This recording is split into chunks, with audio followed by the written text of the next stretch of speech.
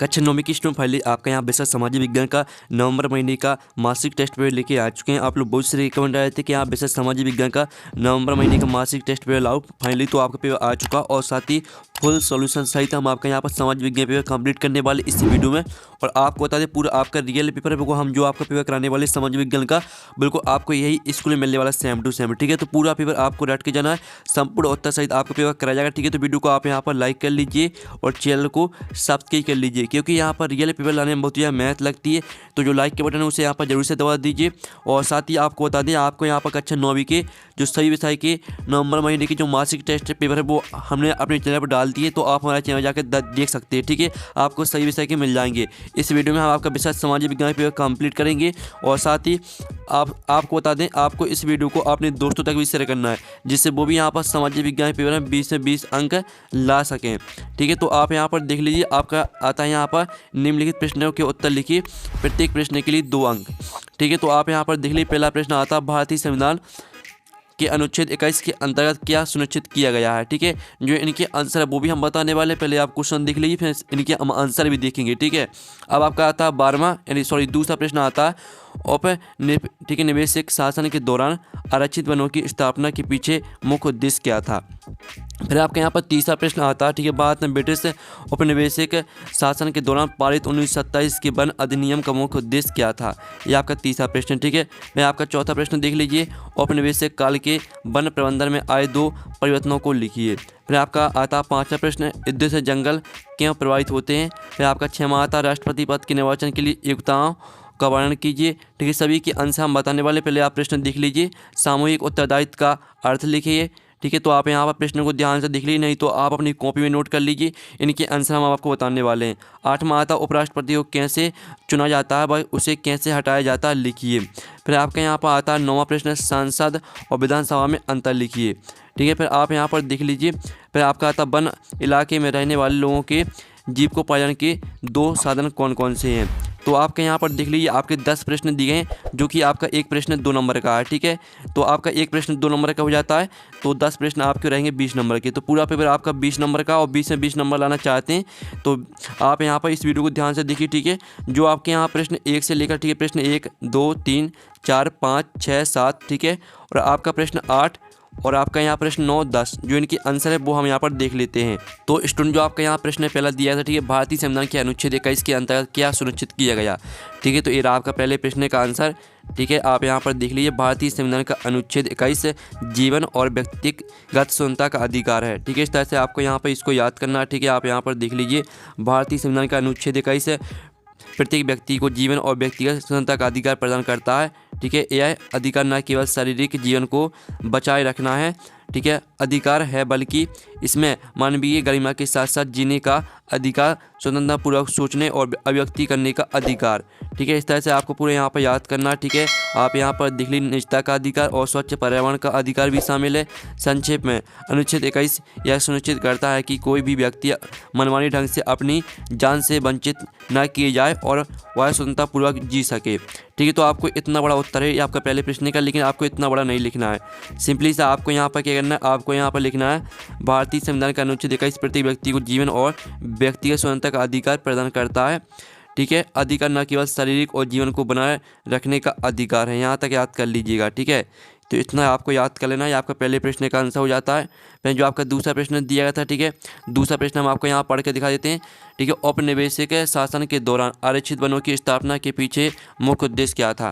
तो ये रहा आपका दूसरे प्रश्न का आंसर, इसको आपको पूरा याद करना है। ठीक है, औपनिवेशिक शासन के दौरान आरक्षित वनों की स्थापना का मुख्य उद्देश्य ब्रिटिश सरकार के आर्थिक हितों की पूर्ति करना था।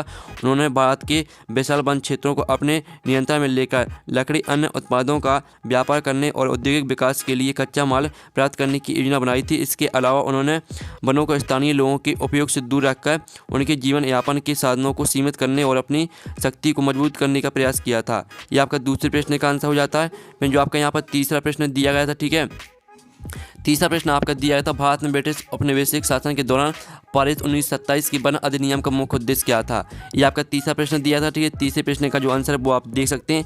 ये आपका तीसरे प्रश्न का आंसर, ठीक है, 1927 का भारतीय वन अधिनियम मुख्यतः ब्रिटिश सरकार के आर्थिक हितों की पूर्ति के लिए लाया गया था। इसका मुख्य उद्देश्य था, तो इसके जो मुख्य उद्देश्य वो देख लीजिए, वन उत्पादों का व्यापार। ब्रिटिश सरकार भारत के विशाल वन क्षेत्रों से लकड़ी और अन्य वन उत्पादों का व्यापार करके आर्थिक लाभ उठाना चाहती थी। मैं आपका यहाँ पर ठीक है, आपका दूसरा उद्देश्य रहेगा उद्योग विकास। ब्रिटिश उद्योगों के लिए कच्चा माल उपलब्ध कराना भी इस अधिनियम का एक उद्देश्य था। मैं आपका तीसरा उद्देश्य रहेगा ठीक है, स्थानीय लोगों पर नियंत्रण। वनों को आरक्षित करके स्थानीय लोगों के वनों पर निर्भर रहने को कम करना और ब्रिटिश शासन को मजबूत करना। ये आपके यहाँ पर 3 उद्देश्य दिए गए हैं, तो तीनों को याद कर लेना। ये आपका प्रश्न तीसरे का आंसर यहाँ पर हो जाता है। आप प्रश्न चौथे का आंसर देख लेते हैं। जो आपका प्रश्न यहाँ पर चौथा दिया था ठीक है, औपनिवेशिक काल के वन प्रबंधन में आए 2 परिवर्तनों को लिखिए। तो आपको 2 परिवर्तनों को लिखना था, तो आप यहाँ पर देख लीजिए, औपनिवेशिक काल में वन प्रबंधन में आए 2 प्रमुख परिवर्तन। ठीक है, तो आप यहाँ पर देख लीजिए, आपके 2 परिवर्तन, वन क्षेत्रों का वर्गीकरण। ब्रिटिश शासकों ने वनों को आरक्षित और संरक्षित के रूप में वर्गीकृत किया, जिससे स्थानीय लोगों के अधिकार सीमित हो गए। मैं आपका दूसरा रहेगा वन उत्पादों का व्यावसायिक उपयोग। वनों को लकड़ी और अन्य उत्पादों के स्रोत के रूप में देखा गया, जिससे वनों का बड़े पैमाने पर दोहन होगा। ये आपका चौथे प्रश्न का आंसर हो जाता है। ठीक है, अब चलिए जो आपका 5वां प्रश्न दिया था, युद्ध से जंगल क्यों प्रभावित होते हैं, तो आप इसका जो आंसर वो देख लीजिए, युद्ध से जंगल कई कारणों से प्रभावित होते हैं। ये आपका 5वें प्रश्न का आंसर है। ठीक है, लकड़ी की अधिक मांग। युद्ध के दौरान शिविर बनाने, हथियार बनाने आदि के लिए लकड़ी की मांग बढ़ती जाती है, जिससे बड़े पैमाने पर वनों की कटाई होती है। फिर आपका यहाँ पर दूसरा कारण हो जाएगा जंगल में आग लगना। युद्ध के दौरान विस्फोट या ठीक है जानबूझकर जंगलों में आग लगाने से वन क्षेत्र नष्ट हो जाते हैं। फिर आपका यहाँ पर तीसरा कारण रहेगा। ठीक है, 4 कारण दिए हैं, तो यहाँ से 2 कारण याद कर लीजिएगा।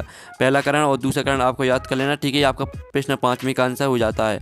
अब चलिए आपके यहाँ पर 6वें प्रश्न जो आपका दिया था, राष्ट्रपति पद के निर्वाचन के लिए योग्यताओं का वर्णन कीजिए। तो आप यहाँ पर दिख राष्ट्रपति पद के लिए योग्यताएं।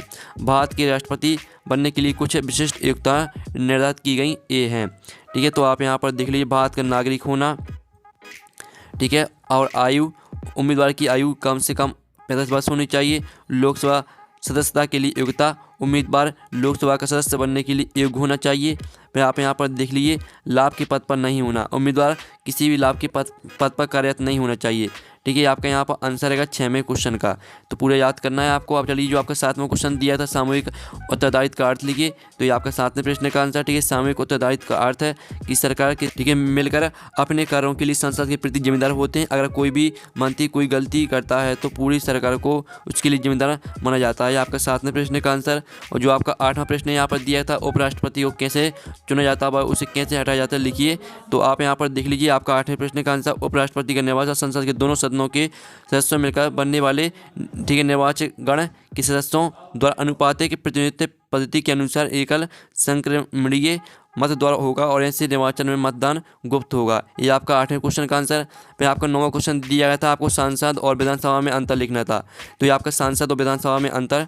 ठीक है, आप यहाँ पर देश सांसद का सदस्य, सांसद का सदस्य होता है और पूरे देश के हितों का प्रतिनिधित्व करता है। फिर आपका विधानसभा सदस्य राज्य विधानसभा का सदस्य होता है और केवल उस राज्य के हितों का प्रतिनिधित्व करता है। ये आपका 9वें प्रश्न का आंसर। मैं आप 10वें प्रश्न का आंसर देख लीजिए। ठीक है, आप यहाँ पर देख लीजिए, वन इलाके में रहने वाले लोग मुख्यतः निम्नलिखित 2 साधनों से अपना जीविकोपार्जन करते हैं। ठीक है, वन उत्पाद, वे जंगल से प्राप्त होने वाले विभिन्न उत्पादों जैसे कि लकड़ी, फल, जड़ी बूटियाँ, शहद आदि को इकट्ठा करते बेचते हैं। और आप यहाँ पर दीर्घ शिकार, कुछ समुदाय पारंपरिक रूप से शिकार करके अपना भोजन और अन्य आवश्यक वस्तुएं प्राप्त करते हैं। हालांकि कई जगहों पर शिकार पर प्रतिबंध लगा दिया गया है। ये आपका 10वें प्रश्न का आंसर। तो इस तरह से जो आपका पेपर है वो पूरा कंप्लीट हो जाता है। आपके 10 प्रश्न दिए थे, तो 10 प्रश्न के आंसर हमने करा दिए हैं। ठीक है, और आप पेपर का PDF डाउनलोड करना चाहते हैं तो लिंक है वीडियो के डिस्क्रिप्शन दी गई, तो आप वहाँ से पेपर PDF डाउनलोड कर सकते हैं। साथ ही आपको यहाँ पर कक्षा 9वीं के सभी विषय के जो ठीक है नवंबर महीने के मासिक टेस्ट पेपर वो आपको हमारे चैनल मिल जाएंगे, हमने डाल दिए हैं, आप जाके देख सकते हैं, आपको सभी विषय के मिल जाएंगे। तो नेक्स्ट वीडियो में मिलते हैं। Thanks for watching.